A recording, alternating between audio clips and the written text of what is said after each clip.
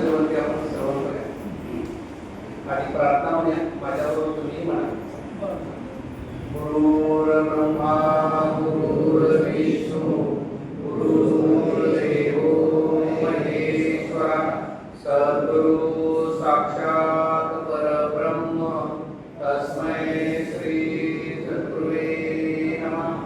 ब्रह्मानन्दं परमसुखदं केवलं ज्ञानमूर्तिं तन्वातीतं गगनसदृशं तत्त्वमस्यादिलक्षणम् एकं नित्यं विमलमञ्चलं सर्वति साक्षिभूतं भावातीतं त्रिगुणरहितं सद्गुरुं नमामि. कुण्डलीकुटनिर्गत श्री ज्ञानदेव तुकाराम पंढरीनाथ भगवान की जय. अखिल गुणनिधाना करुणावत्सल करुणालय भक्तवत्सल आनंदपटी ब्रह्मांड नायक परब्रह्म पांडुरंग परमात्मा कैवल्य साम्राज्य चक्रवर्ती श्री ज्ञानोबराय श्रीमंत श्री जगद्गुरु संत श्रेष्ठ श्री तुकोबराय आदि संतांना वंदन. समोर बसलेल्या श्रोते सज्जनांना माझा प्रणिपात. निरूपणाला प्रारंभ. श्री ज्ञानेश्वरी अध्याय पहिला. ओम नमोची आद्या वेद प्रतिपाद्या जय जय स्वस्वयं वेद्या आत्मरूपा. आज आपण इथे प्रत्येक महिन्याला त्या पद्धतीने जमलेलो आहोत. तर आजची सेवा माझ्याकडे आलेली आहे. तुम्ही सर्वजण ज्येष्ठ आहात आणि त्या सर्वांच्या मध्ये माझ्यासारख्या कामगाराला एक संधी मिळाली म्हणण्यापेक्षा आमचे डॉक्टर साहेबांनी आम्हाला संधी उपलब्ध करून दिलेली आहे. त्याबद्दल मी त्यांचा आभार आणि डॉक्टर साहेब यांचे आभार व्यक्त करतो आणि निरूपणाला आपण सुरुवात करूया. माऊली या अध्यायामध्ये म्हणतात ओम नमोचे अध्याय है ना. तुम्ही मी परमार्थ करतोय. बघायला गेलं तर आपला जन्म झाला तो ऍक्च्युली परब्रह्माची ओळख घेण्यासाठी झालेला आहे. ज्या वेळेला परब्रह्माने जन्माला घातलं त्यावेळेला बघा की 83,99,999 जीव योनी जन्माला घातले. त्यामध्ये 9 लाख हे कृमी घडलेले. त्यानंतर 10 लाख पक्षी गणना केली तर 10 लाख हे पक्ष्यांचे आहेत.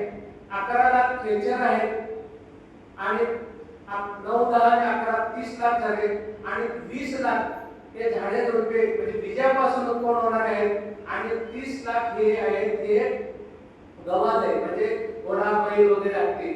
असे 80 लाख आणि 4 लाख मनुष्याला सांगितलेले आहे. 4 लाख हे असं मनुष्याला सांगितलेलं आहे. असं सर्व मिळून 84 लाख जीववेळी निर्माण झालेले आहेत. 84 लाख. मग बघायला गेलं तर बघा प्रत्येक योनीला काही ना काही दिलेलं आहे. फक्त मनुष्यालाच वैखरी आणि बुद्धी एक्स्ट्रा दिलेली आहे. फक्त तुम्हाला वैखरी आणि बुद्धी दिलेली आहे. आता बघायला गेलं तर बाहेरच्या योनीमध्ये पण बुद्धी आहेच आहे की नाही. परनाळी पाय पाहून उचले. जी परनाळी असते ना ती पाय पाहून उचले म्हणजे ज्यावेळेस ती पानावर जात असते ना खाली पडेल असं वाटतं तिला.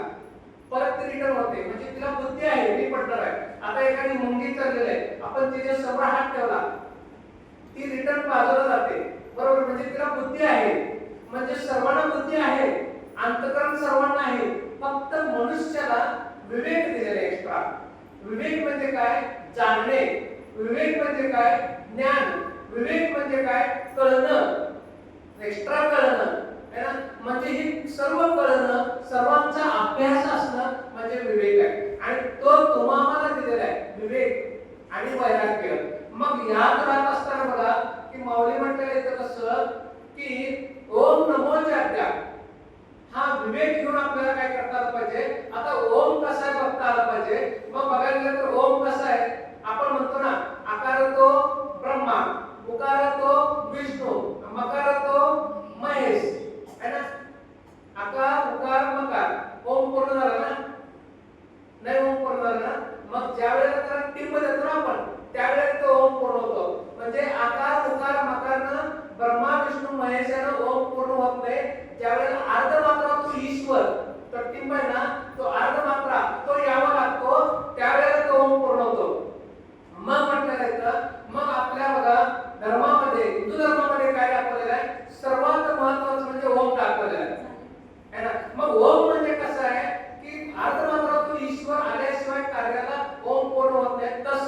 तुमच्या माझ्या आत देहामध्ये पण ओम पूर्ण होतो. म्हणजे तुमच्या माझ्या आतमध्ये पण काय आहे, रजोगुण आहे, तमोगुण आहे, सत्वगुण आहे. तीन गुण आहेत आपल्या आतमध्ये करायला है ना. मग तिन्ही गुण असताना मग बघा आध्यात्मिक भाषेत सांगायचं तर हे आहे, सायन्सच्या भाषेत सांगायचं तर तीन गुण आहेत है ना. वात पित्त आणि कफ, बरोबर ना सर. वात पित्त आणि कफ. मग कोणाला वात असेल जास्त, पित्त आणि कफ कमी असेल, कोणाला पित्त जास्त असेल त्यांना वात आणि कफ कमी असेल, मग त्यांना वातच असेल, म्हणजे एक जास्त असेल दोन कमी असतील. तसं तुमच्या माझ्या आतमध्ये जर तमोगुण जास्त असेल तर दोन्ही गुण कमी असणार आहेत. बरं रजोगुण जास्त असेल तर हे दोन्ही कमी असणार आहेत. आणि जर सत्वगुण जास्त असेल तर ते दोन्ही कमी असणार आहेत. मग सत्वगुण म्हणजे काय की जे आपण आलोय आता इथं परमार्थाला, हा सत्वगुण आपल्या आतमध्ये आहे है ना. मग आज आपण संकल्प केला, तर आता कसा संकल्प केला की तुम्ही सर्वांनी आता इथे यायचा हा संकल्प केला, बरोबर ना. आपल्याला इथे 4 वाजता जायचं आहे हा संकल्प आहे, आपल्याला काहीतरी ऐकायला मिळणार आहे हा संकल्प आहे, बरोबर आहे ना. मग संकल्प असा संकल्प दृढ संकल्प असतो. मग मी पण एक संकल्प केला की आज आपल्याला ज्ञानेश्वरवरती प्रवचन करायचे आहे, हा एक संकल्प आहे आणि हा शुद्ध संकल्प असतो. आता आपण बघा संकल्प करतो है ना. मग आपला जो संकल्प आहे तो टिकतो का. आता आपण एक एक जण बाहेरचे करतात बघा, 31 डिसेंबरला संकल्प करतात. काय संकल्प करतात, मी उद्यापासून है ना. 31 डिसेंबरला संकल्प करतात मी उद्यापासून हा बरोबर महासाहेब बोलले बरोबर. मग उद्यापासून मग किती दिवस तो संकल्प टिकतो, 7 दिवस संकल्प टिकतो. 8व्या दिवशी ना 7 दिवसाचं पेपर भरून पाडतो है ना. मग तो संकल्प टिकला का नाही. मग शुद्ध संकल्प कुठला आहे, तो शुद्ध संकल्प हा म्हणजे परब्रह्माचा जो शुद्ध संकल्प आहे ना तो शुद्ध संकल्प आहे. आणि तुम्ही आम्ही हे चालवलेलं आहे ना ते शुद्ध संकल्प आहे. इथं शुद्ध भावना आहे, इथं अशुद्धतेचा काही भाग नाही. म्हणून संकल्प असा असावा, संकल्प बाहेरचा नको. मग बाहेर असतात की है ना.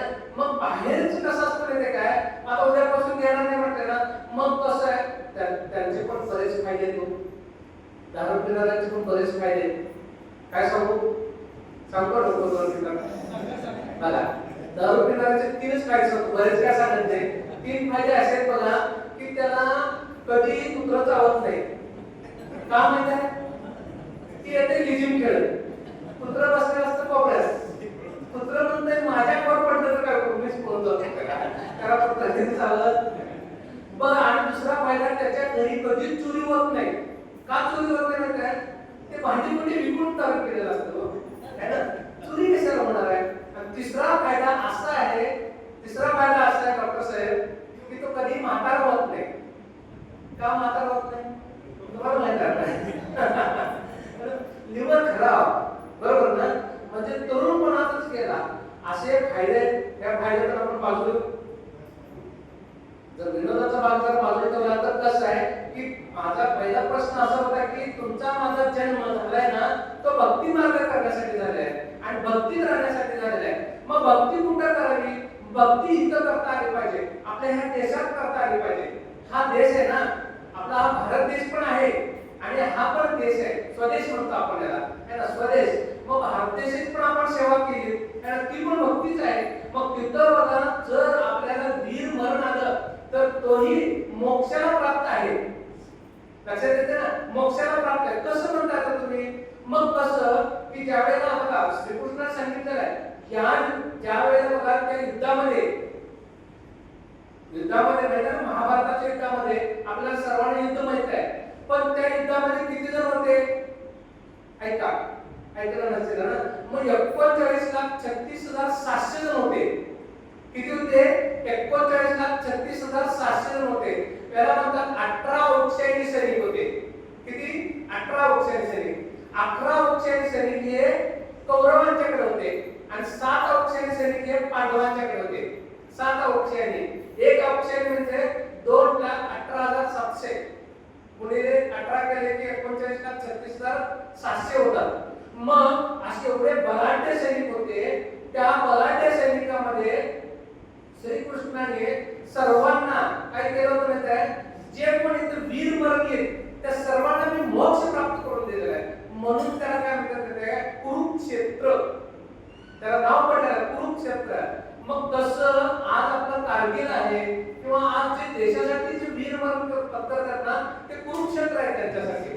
आणि तो मोक्षाला जाणारा ही श्रीकृष्णच आहे.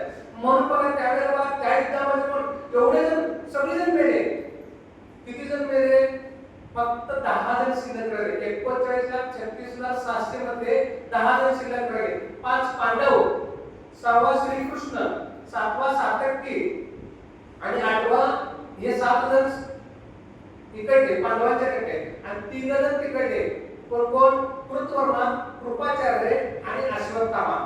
अश्वत्थामा अजून आहे म्हणतात बरं का म्हणजे त्याला पुरावा नाही म्हणून मी मांडत नाही आहे, पण भागवतामध्ये त्याचा उल्लेख आलेला आहे.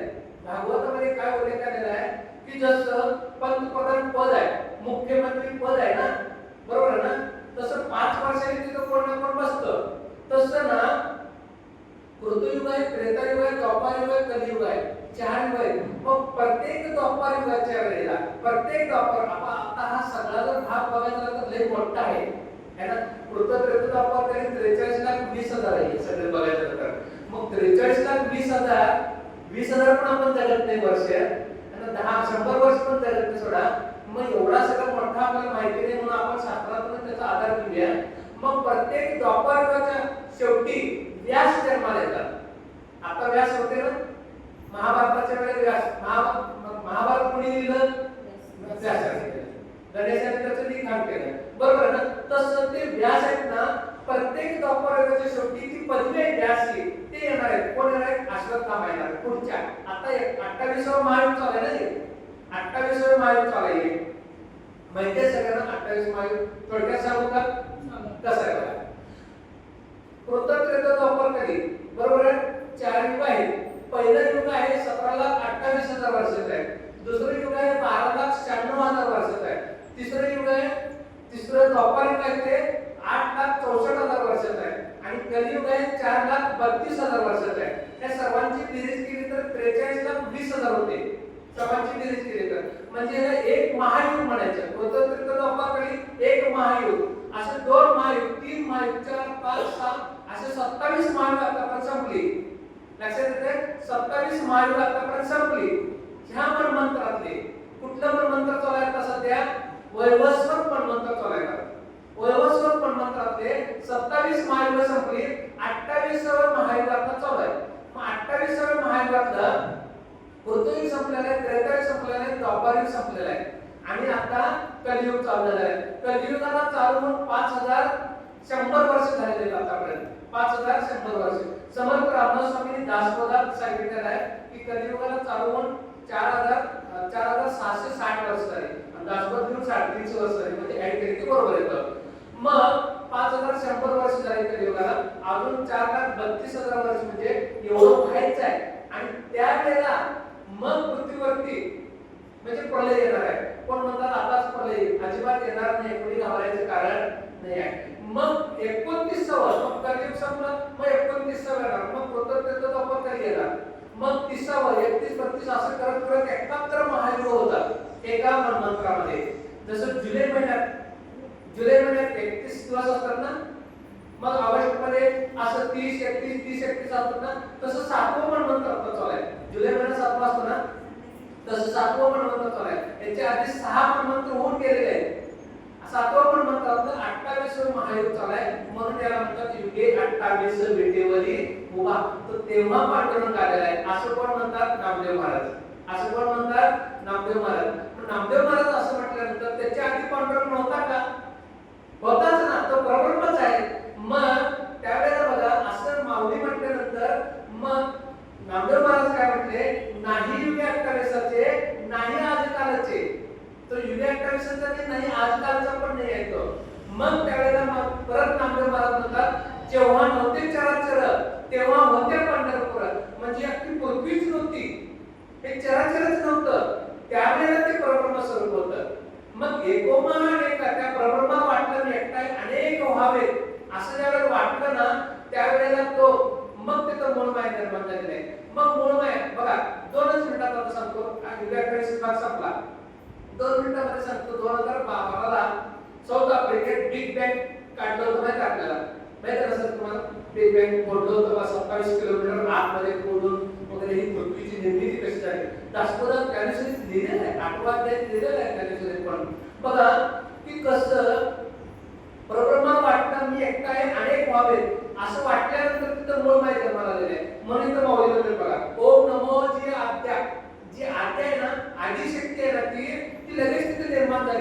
म्हणजे परब्रह्म हे पुरुष आहे, पुरुष जन्माला घालू शकत नाही, म्हणून तिला स्त्रीचं रूप घ्यावं लागलं म्हणून किंवा ते तयार करावं लागलं.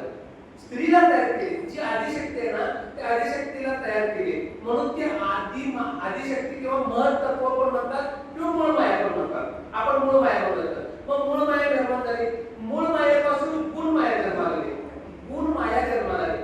मग गुण मायेपासून बघा परब्रह्म, मूळ माया, गुण माया.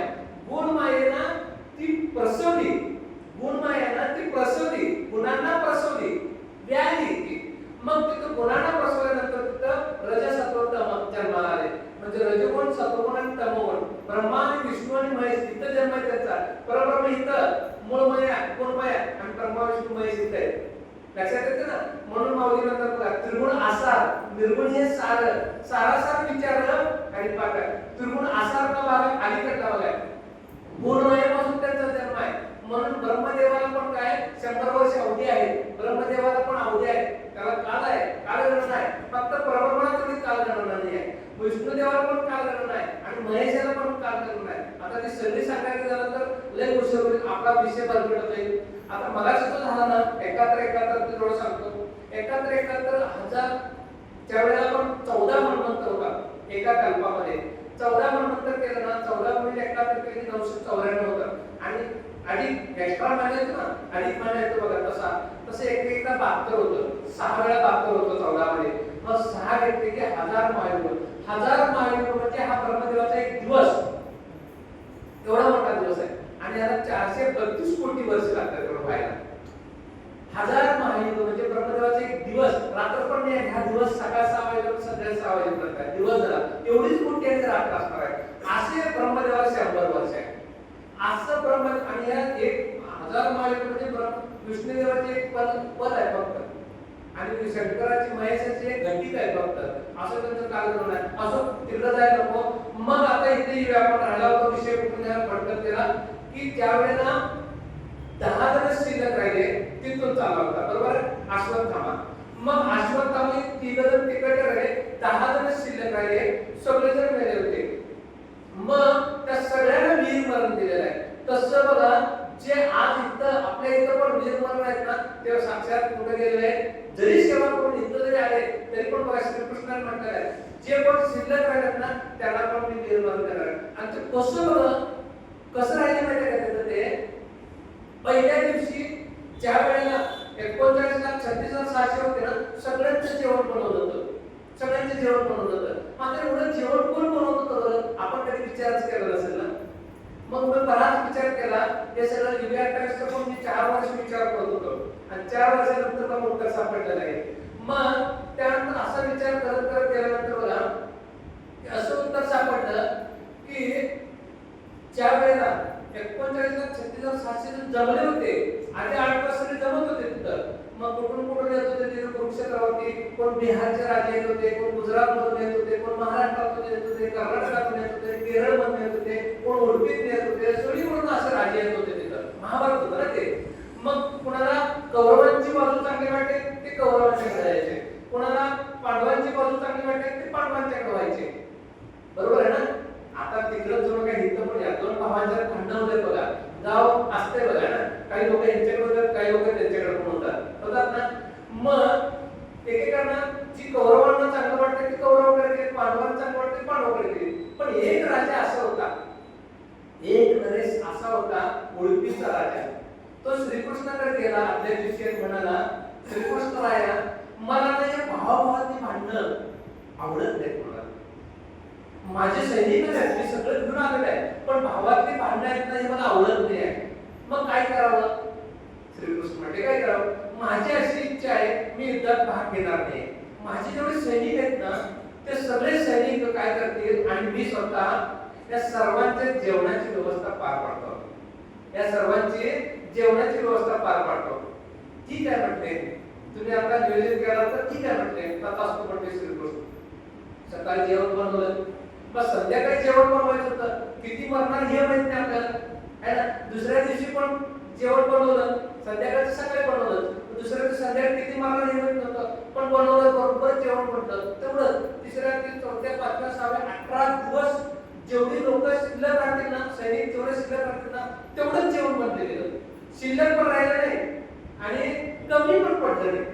आपण ज्यावेळेला लग्नाचा कार्यक्रम असतो किंवा एखादा कार्यक्रम असतो बघा, आपण जेवण बनवतो नाही, त्यावेळेला आपल्याला किती काय काय लोक येते सांगता येते किंवा काय आपल्या एक उकळत भांडे उकळत असतं बघा गरम पाण्याने. कमी पडले तांदूळ लगेच टाकला जातो. त्याला नुसता तांदूळ टाकायचा, भात वाढायचा, आमटीत पण नुसता पाणी वाटायचं. एक माझा मित्र होता हो, आणि तो मित्र काय म्हणला माहिती, मला म्हणाला जेवायला गेलो ना एका ठिकाणी, मला म्हणाला तुला पोहायला येते? मी म्हटलं आपलं जेवायला पोहायचं का नाव काढायला गेलो? मी म्हटलं येते की पोहायला? मग म्हणाला ह्या माझ्या आमटीत जरा उडी मारून बघ, डाळ पण दिसते काय. म्हणजे डाळच शेवटच्या कोणती डाळ शिल्लक राहत नाही, हे आपलं सांगितलं थोडस. मग बघा तो उडपी नरेश ना 18 दिवस भरपूर जेवण बनवलं. 18 दिवसानंतर बघा त्यांनी पांडव आले त्यांच्याकडे आणि युधिष्ठिर काय म्हणाले, उडपी नरेश तुम्ही ना जेवण असं काय बनवलं, सुंदर तर बनवलंच, पण कुणाला कमी पण पडलं नाही आणि कुठं उरलं पण नाही, असं कसं काय शक्य आहे? त्यावेळेला उडपी नरेश काय म्हणले काय, तुमच्या पलीकडे कौरवांच्या भीष्म होते, ते कधी युद्ध हरले नव्हते, लढाई हरले नव्हते, द्रोणाचार्य होते, आचार्य तुम्हाला शिकवणार होते, त्यांना पूर्ण होता, एवढा बलाढ्य करणार होता, किती नाव होते, एवढे सगळे बलाढ्य होते सगळे तुझे, मग तुम्ही कसं काय जिंकला? ते म्हणते आम्ही जिंकू शकलो नसतो. ही सर्व श्रीकृष्णाची लीला आहे, ही श्रीकृष्णाची लीला आहे. मग तो उडपी नरेश पण म्हणाला हे आम्ही काही करू शकलो नसतो, ही सर्व श्रीकृष्णाचीच लीला आहे. ही श्रीकृष्णाचीच लीला आहे. आपण एखादं कार्य करतो ना, ते आपल्याकडे घेतलं ना तर ते कार्य होत नाही. सगळं कार्य देवाकडे सोडून द्यायचं. आता मी एखादा पण काटकर महाराज म्हटले मला आता तुमचं भागवताचं सांगता किंवा ज्ञानेश्वरी सांगता, दासबोधात सांगता, आता आमचं असं आहे. मग मी काय केलं, डायरेक्ट काय केलं, साष्टांग दंडवत घातलं देवाला. देवा मला काय यात काय गायन करता येत नाही, तुम्हीच काय ते करून घ्या, तुम्हीच करून घ्या म्हटलं ना, तो करून घेणारा तो भगवंत आहे. मी माझ्याकडे घ्यायचं नाही, हे मी केलं असं तर म्हणतो ना, मी केलं. आता पुरुष मंडळी आपण काय म्हणतो ते काय, आता इथे सगळे स्टँडर्ड आहेत, आपण काय म्हणत नाही, पण एक बाहेरचे काय म्हणतात नाही काय, मी कमवतोय म्हणून तुम्ही खाताय, घरच्याला म्हणतात. मग इकडच्या पण मंडळी म्हणतात त्या म्हणतात मी भाकरी करते म्हणून तुम्ही खाताय. मी हा जो मी आहे ना, हा आपल्याला काय कसं असतं ते काय, चार युग आहेत ना, कृतयुगात ना 4 अक्षर होतात. हिरणाक्ष त्याचं नाव आहे हिरणाक्ष. त्रेतायुगात 1 अक्षर कमी झालं, 3 अक्षर, कोण, रावण. मग द्वापार युगात दुसऱ्या 2 अक्षर झालं, अजून 1 अक्षर कमी झालं, कोण, कंस. आणि आता कलियुगात 1च अक्षर राक्षस आहे. हा लक्षात आलं ते, बरोबर आहे ना. मी हा जो मी पण आहे ना, तो माणसाचा कधीही जात नाही बघा. म्हणजे बघा एक त्याचा मी पण आहे ना, तो म्हणतो मोडेत पण वागणार नाही, म्हणतात नम्रता धरता आली पाहिजे. मोडेत पण वागणार नाही म्हणजे काय, तर सरणार घातलं तर पण एकीचा पाय वापरवत नाही बघा त्याच्या, आहे का नाही. असावं इथं काय नम्रता धरायची. नम्रता म्हणजे काय, आपण त्याला काय म्हणतो, नम्रता म्हणजे असं कुठं घाबरलो नाही, घाबरायची पण नाही, नम्रता पण धरायची. असं तिकडे जायला मग सांगायचा भाग काय आहे की तिथं बरोबर 18 दिवस जेवण बनवल्यानंतर ही श्रीकृष्णाची लीला म्हटल्यानंतर मग तरी पण कसं काय बनवलं सांगा म्हटल्यानंतर त्यांनी सांगितलं, पहिल्या दिवशी ज्यावेळेला जेवण बनवलं ना, त्यावेळेला श्रीकृष्ण काय केले होते, आदल्या दिवशी शेंगा खाल्ल्या होत्या, शेंगा, भुईमुगाच्या शेंगा. आणि जेवढ्या शेंगा खातील ना त्याच्यानं 1000 पटीनं लोक मरत होते. समजा 50 शेंगा खाल्ल्या तर 50,000 मरणार, 100 शेंगा खाल्ल्या की 1,00,000 लोक मरणार. असं त्यावेळेस त्यांना गृहीत धरलं, त्यांनी असं त्यांना लक्षात आलं होतं. मग आदल्या दिवशी जेवढ्या शेंगा खातील ना तेवढ्या दिवशी तेवढे 1000 पट करायचे, तेवढं वजा जेवण करायचं. पहिल्या दिवशी जेवण बनवलं होतं बरोबर, तसं करत ना असं श्रीकृष्णाने केलं होतं. मग श्रीकृष्ण असं म्हटल्यानंतर बघा त्यावेळेला श्रीकृष्णाने आशीर्वाद दिला उडपीच्या राजाला, उडपी नरेशला आशीर्वाद दिला, तुम्ही आज महाभारताला जेवण घातला युद्धामध्ये, इथून पुढे तुम्ही अख्ख्या महाभारतात सगळ्यांना जेवण घालशील. उडपी हॉटेल आहेत बघा, उडपी हॉटेल त्या श्रीकृष्णाची लीला आहे, श्रीकृष्णाचा तो आशीर्वाद, श्रीकृष्णाची कृपा आहे त्यांच्यावरती, म्हणून असा हा भाग चाललाय.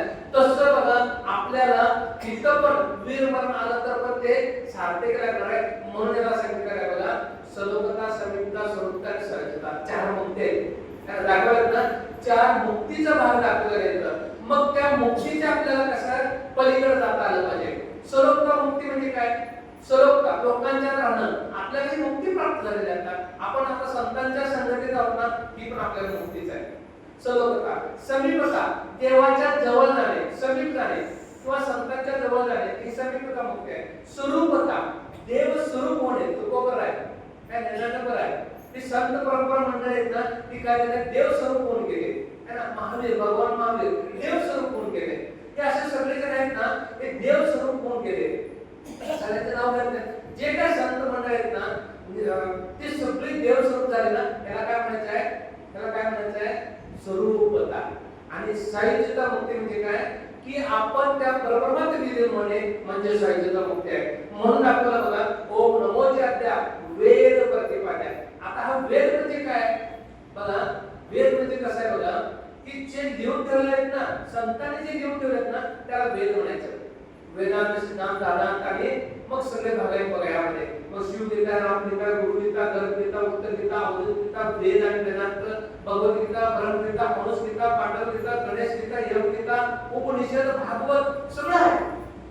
एवढं सगळं आहे हे लिहून ठेवलेलं संतांनी, ते आपल्याला वाचायचं आहे. आणि बघा कसं आहे माहिती काय, लहानपणी आपल्याला पायामध्ये ताकद होती. लहानपणी पायामध्ये ताकद होती. लहान पोर कशी गोड्या मारत पाय पाय हिगडी म्हटली आई पळत पळत जाते, पळत पळत जातात. 100 वर्षाचा आता मजा येत का पळत पळत नाही ना. कारण त्याचं असं आहे, 30 ताकद तरुणपणी 40, 50, 60 वर्षापर्यंत कमरत ताकद असते, पायातली तिन्ही ताकद असते. मग 30 ताकद वाचेमध्ये येते. वाचेमध्ये शेवटी 70, 80, 90, 100च्या पुढे वाचेमध्ये ताकद येते. ही तुम्हाला भगवंतानं दिलेली फॅसिलिटी आहे. कुठं पळायची तरुणपणी काय ते लहानपणी पळ. आणि कंबर का ताकद दिली? काम धंदा व्यवसाय करण्यासाठी कमरेत ताकद दिली आपल्याला तरुणपणी. 70, 80 वर्षापर्यंत मस्त पैकी काय काय घाल सगळ्यांना मस्त पैकी. 90च्या पुढे 100च्या पुढे वाचेमध्ये ताकद दिली. का? फॅसिलिटी का? तर तू आता काय कर, फक्त माझे नामस्मरण करत बस, माझे नामस्मरण करत बस. मग काही म्हणा, रामकृष्ण हरी म्हणा, जय जिनेंद्र म्हणा, किंवा विठ्ठल विठ्ठल म्हणा, पांडुरंग पांडुरंग म्हणा, महावीर महावीर म्हणा, किंवा काही म्हणायचं ते म्हणा. शब्दाला किंमत नाही. इथे किंमत कशाला आहे? त्या भगवंताला किंमत आहे. तो कसा आहे माहिती काय, तो 24 नामी आहे. ओम केशवाय नमः, माधवाय नमः, गोविंदाय नमः, मधुसूदनाय नमः, त्रिविक्रमाय नमः, अनुरुद्धाय नमः. किती नाव आहेत? भरपूर नाव. 24 नामे. 24 नामे नाही, तो सहस्त्रनामे आहे. सहस्त्रनामे नाही, तो अनामी आहे. कसं आहे? अनामी. त्याला नावच नाही आहे. अनामी म्हणजे निर्गुण म्हणतो ना आपण, तो निर्गुण पण नाही आहे. कारण का? तो गुणाच्या पलीकडे आहे. लक्षात येतं ना. म्हणून हा शब्द झाला. सावतामाळी काय म्हणते? सावतामाळी काय म्हणाले? कांदा मुळा भाजी अवघी विटाई माझी. कांदा हा शब्द आहे. मग कांदा म्हणतात तो परब्रह्माला जाणारा, विठ्ठलाला ओळखला. तसं विठ्ठल विठ्ठल म्हणून ते विठ्ठलाला जाणायचं, महावीर महावीर म्हणून त्या महावीराला जाणायचं. म्हणजे तो जो निर्गुण निराकार त्याची आपण स्मरण केलं ना, त्याच्यात विलीन होणार आहे. शब्दाच्या पलीकडे जायचं आपल्याला. तो शब्दात नाही, आपण शब्द हा शब्द आहे बाहेरचे सगळे. मग काही म्हणा, नामस्मरणाला किंमत काय आहे? नाम आणि स्मरण दोन भाग आहेत. नाम अधिक स्मरण आहे बघा. मग स्मरण त्याचं व्हायला पाहिजे आणि नाम त्या भगवंताचं यायला पाहिजे. एक वेळेस नाम कुठलं पण आलं चालेल, कांदा मुळा म्हटलं तर पण चालेल, पण स्मरण त्याचं यायला पाहिजे. पण स्मरण नाही आहे, स्मरण पैशाचं आहे. आणि विठ्ठल विठ्ठल म्हणाले काही किंमत नाही देतात. विठ्ठल विठ्ठल म्हणून पण किंमत होणार नाही. कारण बघा विठ्ठल विठ्ठल विठ्ठल नामस्मरण करायला आणि मला पैसे दिसायला विठ्ठल विठ्ठल विठ्ठल पैसे पैसे पैसे पैसे इकडे देणारे पैसे, तिकडे देणारे पैसे, तिकडे प्लॉट घ्यायचे पैसे, तिकडे प्लॉट घ्यायचे पैसे, रजगुण तिथं प्राप्ती नाही. एक वेळेस नाम चुकलं चालेल, पण स्मरण महत्वाचं आहे. म्हणून त्याला म्हणतात नामस्मरण. मग हे म्हातारपणी आपल्याला फॅसिलिटी दिलेली कशासाठी?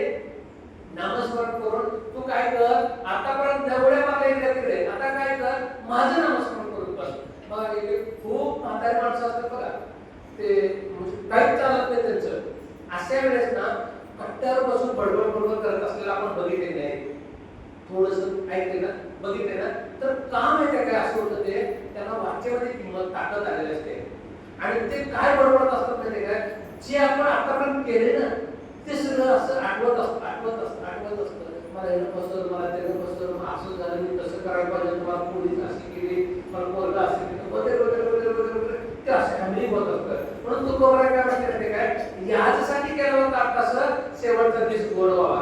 या आयुष्यभर नामस्मरण तर काय, आयुष्यभर भजन तर काय, आयुष्यभर हे सगळं काय माहिती काय, शेवटची गोबी येण्यासाठी.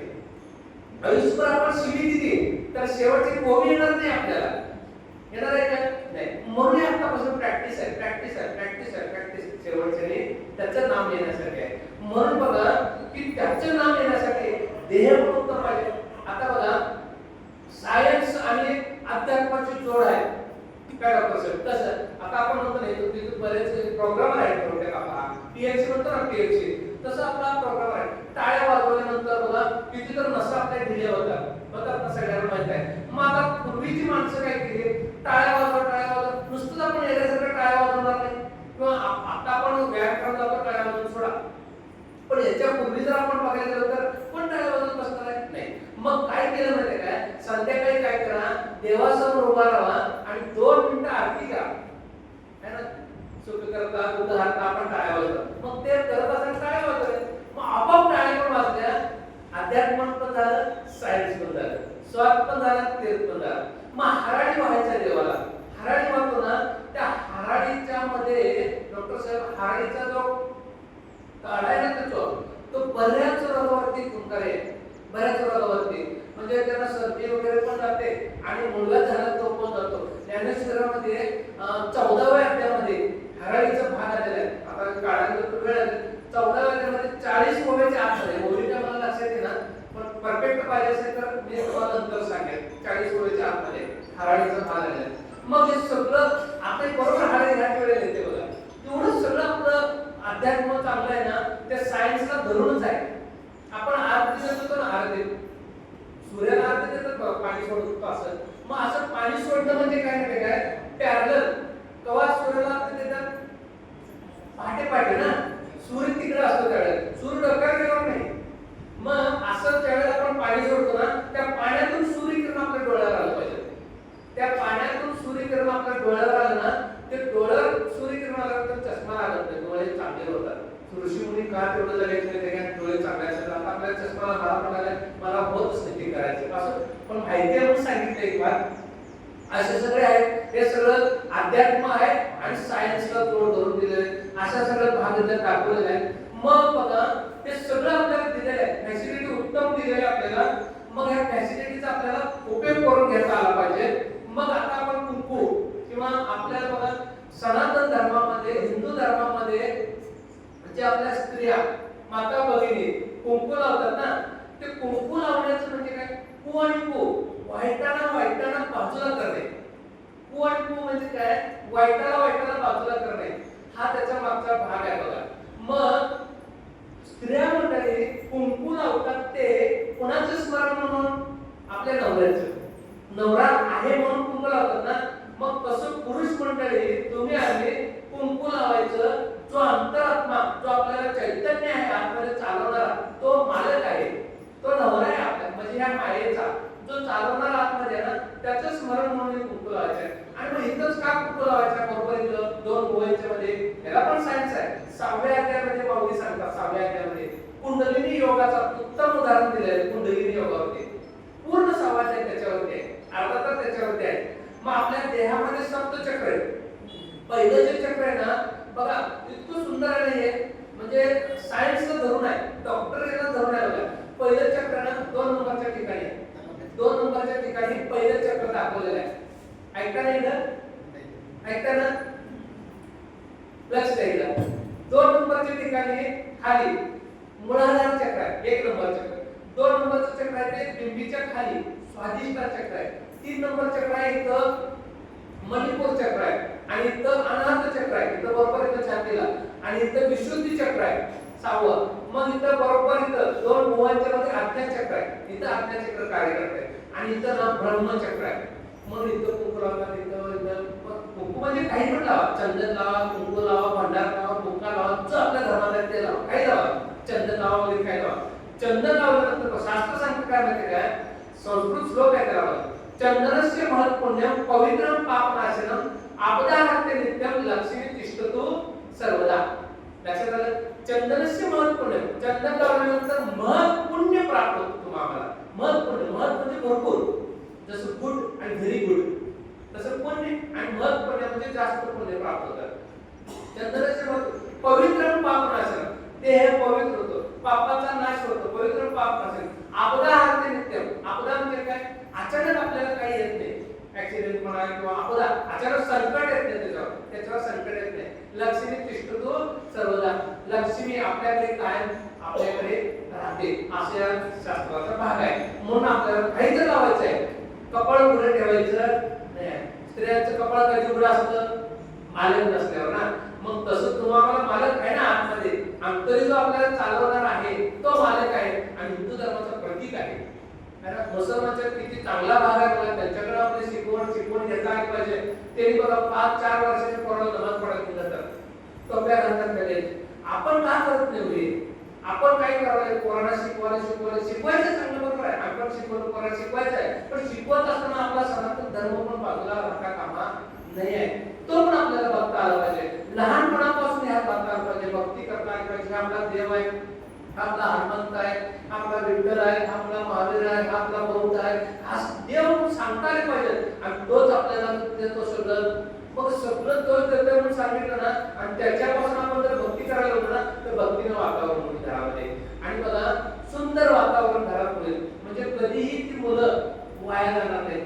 आणि मुलं वाया जाणार नाहीत म्हणून बघा डोहाळे जेवणाचा पण कार्यक्रम करतात. बघा डोहाळे जेवणात पण सुंदर असा भाग दाखवलेला आहे की 7व्या महिन्यात ते डोहाळे लागतात.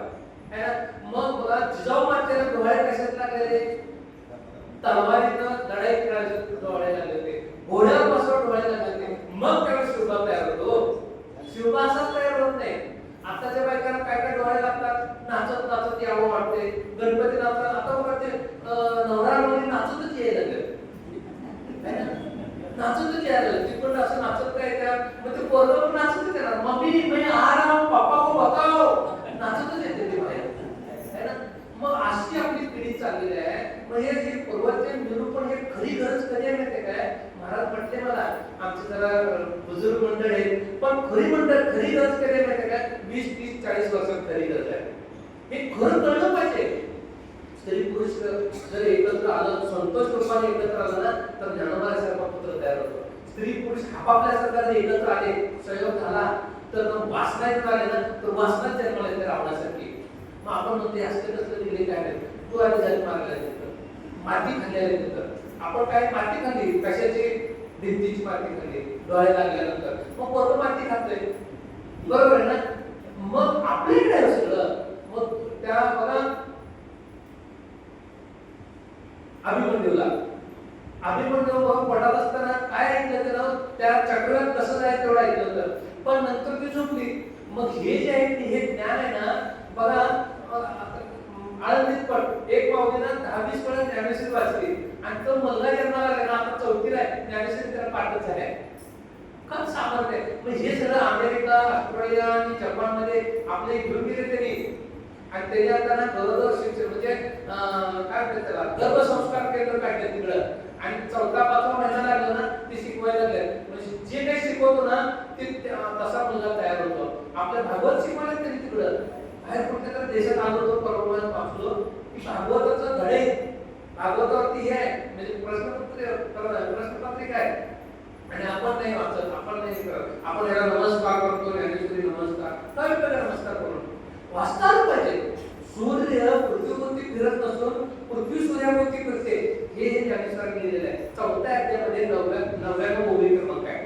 अध्याय 4 99 क्रमांक ओळी.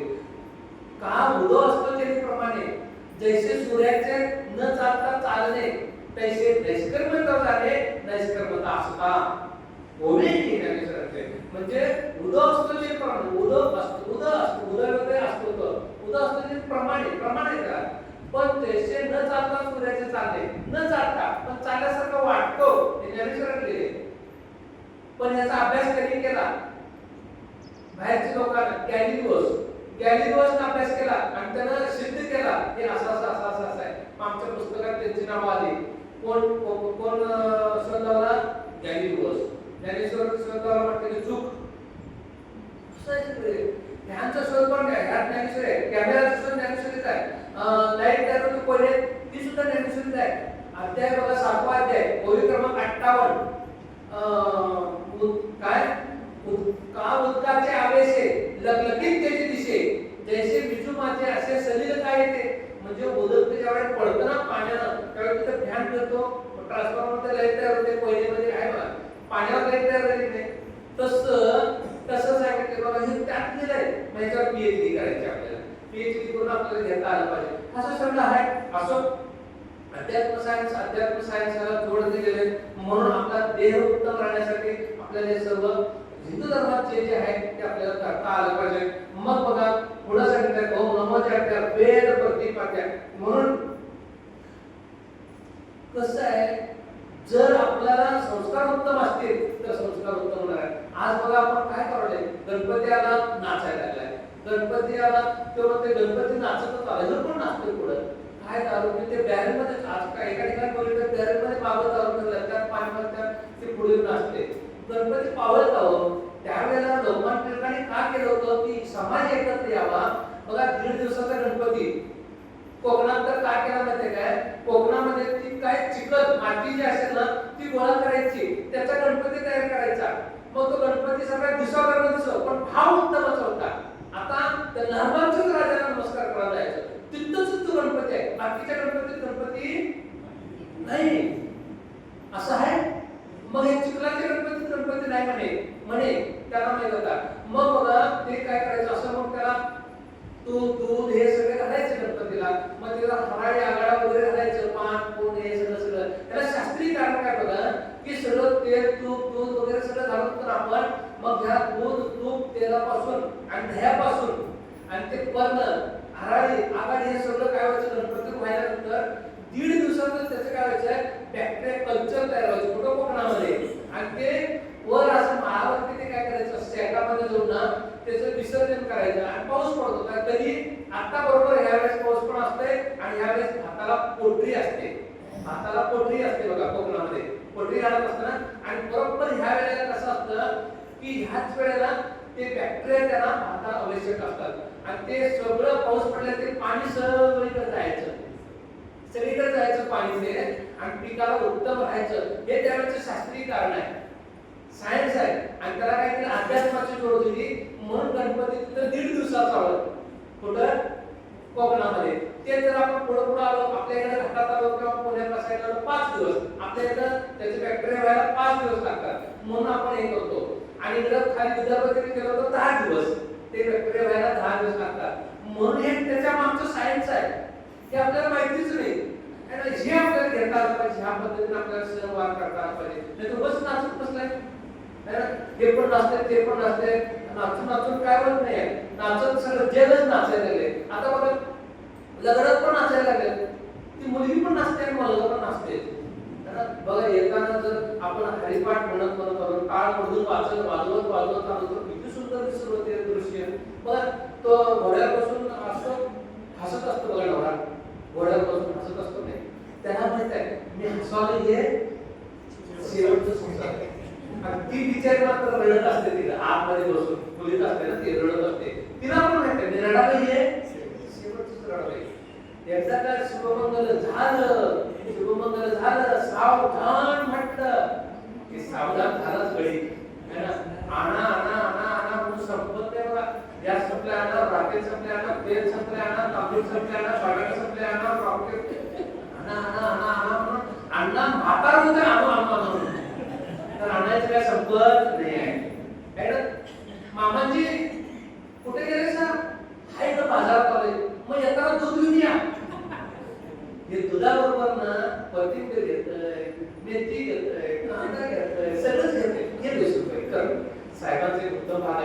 मला परवा साहेब म्हटले आम्ही भाजी बिजी ह्याच्यात काय अडकणार नाही, तुमचं तुम्ही बिराडीला जावं म्हटले तरी आम्ही मस्त आयुष्य करणार व्यवस्थित. ह्याला म्हणायचं जगणार, ह्याला म्हणायचं जग बरोबर आपण कधी जगणार.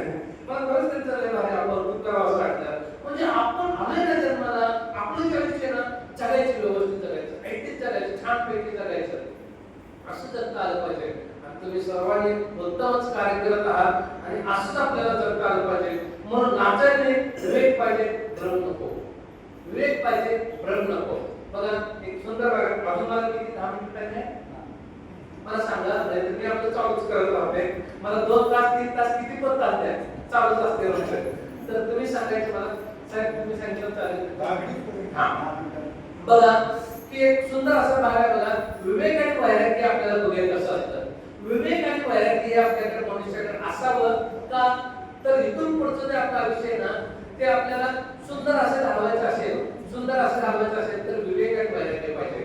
मग त्यासाठी काय करायचं आहे, त्यासाठी काय करायचं बघा की जे काय आपलं जो काय आपला व्यवसाय असेल किंवा आणि काय असेल नसेल ते सुंदर असं खानपान असावं, खानपान पण सुंदर असावं. सकाळी मस्तपैकी जेवण असावं, दुपारी जेवण असावं, संध्याकाळी, आणि सकाळी 8 वाजल्यापासून संध्याकाळी 6 वाजेपर्यंत जेवलं तर अतिउत्तम आहे. हा विवेक आहे ना, हा विवेक. त्याच्या पुढे जेवायचं नाही, हा पण विवेक आहे. आता बघा स्त्रियांचा जर भाग बघायचा झाला, विवेक आणि वैराग्य अध्यात्मात सांगतो तुम्हाला, तर कसं असतं माहिती काय, विवेक म्हणजे कळणं, विवेक म्हणजे ज्ञान. आता स्त्रियांना कळतं घर घाण झाले, घर घाण झाले कळते ना, हा विवेक आहे. आणि स्वच्छ करणं, स्वच्छ करणं म्हणजे वैराग्य. लक्षात आलं. तसं आपला हा देह घाण झालाय हे कळणं, माझ्याकडे लोभ आलाय, माझ्याकडे काम आलाय, माझ्याकडे मत्सर आलाय, माझ्याकडे तिरस्कार आलाय, माझ्याकडे लोकांचं नको नको ते आलंय, हा विवेक. हा काय विवेक आहे, कळणं. आज बघा भाऊ भावाला बघणं झालाय, भाऊ भावाला बघणं झालाय, भावाची सरी माझ्याकडे कशी येईल, अहो काय करायचं आपल्याला, काय करायचं आपल्याला. भावाची सरी जर एक आपल्याकडे येईल तसं बघण्यापेक्षा भाऊ माझ्याकडून कसा चांगला राहील हे बघा. आता आपलं वर्ष राहिले किती, आता मी समजा एक 45 वर्षाचा असेल, मी एक अजून 50 वर्ष, 50 वर्ष जर एवढं काय आपल्याला जगायचं आहे ना, मग त्यात कशाला अडकत राहायचं आपण. आणि त्यानंतर आपण राहणार आहे काय, आपल्या बाबाच्या नावावर काय तर सातबार होता, आज आपल्या झालाय, उद्या आणि कोणाच्या होणार आहे, मग आपण त्याचं घेऊन काय करायचं आहे ना. तो भाऊ आपल्याला जसा तसा मांडल्यानंतर परत मिळत नाही. पूर्वीचं आपलं किती छान होतं बघा, आत्या घरी आली, आत्या घरी आल्यानंतर किती सोडून घर सोडून एकत्र राहायचं, घर एकत्र राहायचं त्याच्याबरोबर, गोड गोड गोड खायला करायचं, गोड गोड बोलायचं, रात्रभर चर्चा असायची बघा त्यांची, आईची आणि आत्याची रात्रभर चर्चा असायची. 2 वाजता पण आई आणि आत्या बोलत राहायच्या, आजी आणि आत्या बोलत राहायच्या. सकाळी जायला आत्या निघाली ना, तिला पोचवायला एसटीत बसोपर्यंत तिला पोचवली व्हायची. एसटीत बसल्यानंतर बघा शेवटी हात करायचे है ना, तो शेवटचा हात दिसोपर्यंत आपण तिकडे हात करतो. आता ती माया राहिलेली नाही, तो गोडवा राहिलेला नाही, ते काय राहिलेलं नाही, आत्याच नाही आता पोराची. आता आमच्यासारख्यांना आहे, पण आमची आता पोरं आहेत ना, त्यात एक हमको हमारे दोस्त एक परवापूर्वी होती मावशी, आत्या होती, मावशी आता नाहीच, मावशी आता गायबच झाली. मावशीचं प्रेम काय होतं हे बघा, आई बरोबर काय म्हणतात ते, माय बरोबर मावशी जगो उडो उडो, माय बरोबर मावशी उडो असं म्हणत होतं. आता ते मावशी डिलेटच झाली का, हम तो हमारे एक झाले. अहो एक नाही, आपल्याला बघा आपली संख्या वाढवायला पाहिजे. तसं बघायला गेलं तर वाढवायला पाहिजे आपल्याला. का चीन मध्ये 1970, 80, 90 दरम्यान एवढी संख्या होती, त्यांनी काय केलं, निर्बंध वाटलं. आणि आज अशी अवस्था आहे, जन्माला हीच न झालेली पोरं आणि सगळे म्हातारे झाले, 80, 90 वर्षे, 100 वर्षाचे. मग आता त्यांनी काय फॅसिलिटी, गव्हर्नमेंट आता काय केलं, 2 मुलं 3 मुलं झाली, मुली झाल्या तर त्याच्या नावावर काय बरं झालंय का. आता मागच्या महिन्यात 2 महिन्यात आलं होतं. तशी आपली अवस्था आणि 40 वर्षाची मुलीला असं वाटते है ना. मग बघा पहिला किती होते, आमच्या आजीचे 7-8 मामा होते, आईचे मामा 7-8, मावश्या पण 7-8 होत्या. बारा असायचे. आता ते 4-5 वर आले, नंतर 3 वर आले, आता 2 वर आले, आता इथनं पुढे एकच झाले. मग आता त्यांची संख्या वाढली. 17 काय ते 8% होती, आता 17% झाली त्यांची संख्या. मग अशीच वाढत गेली. कुठं अफगाणिस्तान जो आहे ना, पाकिस्तान, अफगाणिस्तान, कझाकस्तान सगळं भारतात होतं. गांधार देश आहे, गांधारी ती तिथली आहे. अफगाणिस्तानची गांधारी, त्यावेळेचा गांधारचा देश तो भारतात होता, तो गेला. कझाकस्तान गेलं, पाकिस्तान 47 ला गेलं, बांगलादेश गेलं 70 ला, श्रीलंका गेलं, आता केरळ जाते का काय माहित, बिहार जाते का काय माहित. असं करत राहिलं आपण खाली व्हायचं काय. आपण जगणार कधी आणि आपण आपल्या पिढीला येऊन कधी करणार. असं तिकडे जायचं आपला तो भाग नाही आहे, पण सांगायचा भाग असा सांगितला. म्हणून आपुलकी, प्रेम, माया हे राहिलेलं नाही आहे. ह्यात आपल्याला राहता आलं पाहिजे. 4 गोष्टी आपल्या बहिणीबरोबर बोलता आल्या पाहिजे. बहीण जरी बोलत नसली, काही कारणास्तव राहिले तरी बाई माझे किती दिवस राहिले, तुझे किती दिवस राहिले, चल आपण एकत्र आता बोलूया. एकदा का काचेला तडा गेला जोडता येईल, पण तो कच तो दिसतोच है ना. तसं नाट्याला तडा जाऊन द्यायचं आणि एकदा गेला थोडा कच दिसू दे, पण अखंड आपण शेवटपर्यंत राहता आलं पाहिजे. आपल्याला ह्यात राहता आलं पाहिजे. म्हणून नातं टिकवता आलं पाहिजे. एक वेळेस आपला मी पण बाजूला करता आला पाहिजे, पण नातं टिकवायचं आहे. बघा आमचे वडील आणि एक जण असेच थोडस वादवाद झाले त्यांच्याबरोबर, आणि तो माणूस गेल्या वर्षी वारला. आमचे वडील 2 वर्षापूर्वी वारले. मग माझ्या मनात असं येते सारखं राहून 4 वर्षापूर्वी ज्यासाठी ते वडिलांनी ते काका होते, ते दुसऱ्याचे ते बाहेरचे होते, एवढे भांडले. आज ते काका कुठे गेले आणि वडील कुठे गेले, आणि जे राहिले जागा की इथंच आहे किंवा राहिले ते मंदिर इथंच आहे. का आपण एवढं भांडतो, का आपण एवढं हे केलो, काय हे सगळं नश्वर आहे. हे इथंच ठेवून जाणार आहे. आपण काही येणार नाही आपल्या बरोबर, काही खरोखर काही येणार नाही. हे वैराग्य आपल्याला पाहिजे. हे वैराग्य आपल्याला टिकवता आलं पाहिजे. आणि खरोखर ह्यात आपल्याला राहिलो ना, खरंच आपलं जीवन सार्थक होणार आहे. आणि जी काय आपली बहीण बोलत नाही, जो काय आपण भाऊ बोलत नाही, उद्याच्या मध्ये आपण त्यांच्याकडे जायचं. आणि भाऊ माझं चुकलं, मोठा असेल तर आपण माफी मागायचं, आपण मोठं असेल तर त्याला क्षमा करायचा आणि आशीर्वाद द्यायचा. जर बाबा आपण एकत्र राहू, शिर नातं टिकवता आलं पाहिजे. म्हणून बघा, नातं टिकवायचं असेल तर आपल्याला काय करायला पाहिजे, ह्यात राहता आलं पाहिजे. उत्तम आचरण कर. आणि वृद्धाश्रम तर किती वाईट आहे, वृद्धाश्रम ही लागलेली समाजाला कीड आहे, कीड ही जाते आता केली पाहिजे. एक ग्रस्त एक होते आणि भरपूर पैसा, अमाप पैसा 40,000 रुपये कोल्हापुरात. आता मागच्या वर्षी, आता बारक्यात 1 महिना झाला, मागच्या वर्षी 40,000 रुपये त्या वृद्धाश्रमाला महिन्याला देत होते. म्हणजे ह्याचा तसं पेन्शन होती, पण त्यांना तिथं ठेवलं होतं. 40,000 मुलगा देत होता. पण मुलगा ज्यावेळेस बाबाला भेटायला गेला, त्यावेळेस बाबाला म्हटलं, बाबा अजून तुम्हाला काय पैसा का, मी सगळी सोय करतो. बाबा म्हटले, मला एवढंच एसी एक लावून दे आणि भोगची गाठी मला दे, एवढंच. ह्यात काय विषय करतोच म्हटलं. दुसऱ्या दिवशी केला, पण बाबा मला एक सांगायचं आहे, मला एक विचारायचं, हे तुम्हाला कशाला पाहिजे हो, हे तुम्हाला कशाला पाहिजे. त्यावेळेला बाबाने सांगितलं, बाबा रे, मी तुला बघितलं लहानपणापासून, तू कसा होतास मी लहानपणापासून बघितलं तुला, आणि मी कसाही झोपलेलो आहे. मी शेतकऱ्याचा मुलगा आहे, मी ना खाली जमिनीवर करून झोपलोय. पण बघ, ज्यावेळेला मी मरेन आणि त्यावेळेस तू इथं येशील वृद्धाश्रमात, त्यावेळेस तुला भाऊच्या गाडीची झोप लागणार नाही, एसीची झोप लागणार नाही, तुझा मुलगा इथंच तुला पाठवणार. त्यामुळे तू तुझी सोय मी आत्ता करावले, मला वर गेल्यानंतर मला तुझी सोय करता येणार नाही.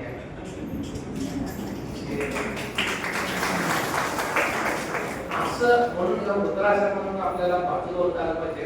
आता अनाथ आश्रम बघतोय, वृद्धाश्रम ह्यातून आपल्याला बाजूला आलं पाहिजे.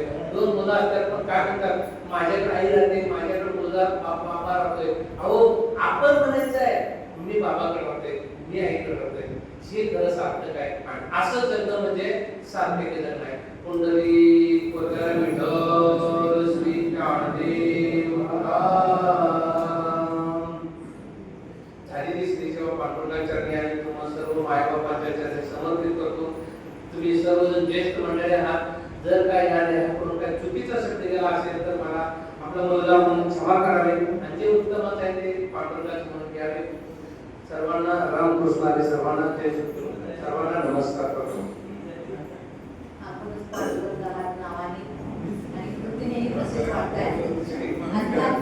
शास्त्राची जोड दिला, सलग न खाता व्यवहाराशी सगळ्या वृत्तींचा जोड लावलेला आपला प्रगाढ अभ्यास आहे. सर्व धर्म समभाव, सर्व धर्माबद्दल आपण सांगितलं आणि जगावं कसं, वृद्धाश्रमाचे उदाहरण खूप छान सांगितलं. धन्यवाद सर. आता तुमचा अतिथी देवो भव या संस्कृतीनुसार तुमचा सत्कार आमचे कॅप्टन जगताप सर करतात.